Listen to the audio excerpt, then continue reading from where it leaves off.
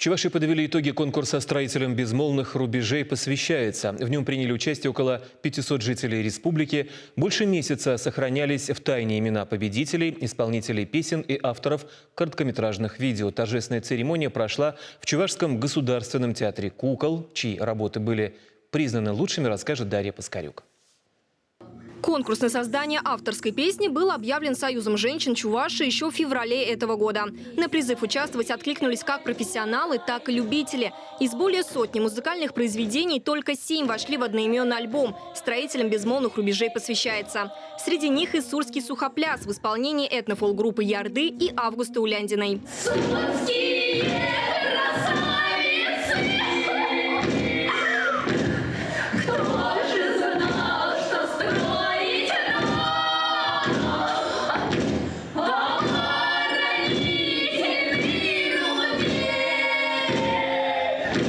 Почему сухопляс? Да потому что все гармонисты ушли на фронт, на смерть ушли. Остались только одни бабы, женщины, невесты, дочери, которые на самом деле защищали, копали, работали. Но в то же время война войной, а петь хочется, излить душу хочется. И, конечно же, они пели акапелла. Музыкальные произведения создавали люди разных возрастов и профессий. Многие композиции основывались на воспоминаниях участников строительства, так что они переполнены эмоциями. Сборник песен победителей представлен в открытом доступе на музыкальном стриминговом сервисе в интернете. Конкурс показал о том, что мы с вами готовы писать стихи, сочинять песни.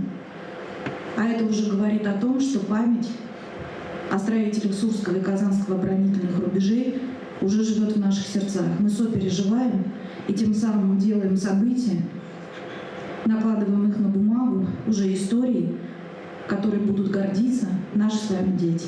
О событиях тех лет попытались рассказать и в видеоформате. Из 25 работ от авторов из разных районов Чувашии оргкомитет отобрал 8 лучших. Первое место занял Алатырский технологический колледж. Был февраль, мороз в 30 градусов. У меня садился фотоаппарат, садилась видеокамера быстро на морозе. 9 студентов участвовали. Мы взяли с собой дрова, лопаты, ломы, вот это все, пуховые платки. Поехали сначала в лес, снимали несколько кадров в лесу. Потом поехали на конный двор, вот снимали там кадры на сене с лошадью. Видеоролик длится менее 5 минут, но за это время студентам и куратору удалось отобразить на экране картину того времени и рассказать о тех, для кого Сурский рубеж стал не просто линией обороны, а линией жизни. Сегодня нам нужно с вами защитить информацию, защитить те события, которые на сегодняшний день тоже определенным образом пытаются переиначить, определенным образом снизить их громкость. Я уверена, что у нас с вами все получится. Спасибо большое за то, что вы есть, за ваши открытые сердца. Дарья Паскарюк, Алена Артемкина, Дмитрий Макаров. Вести Чувашия.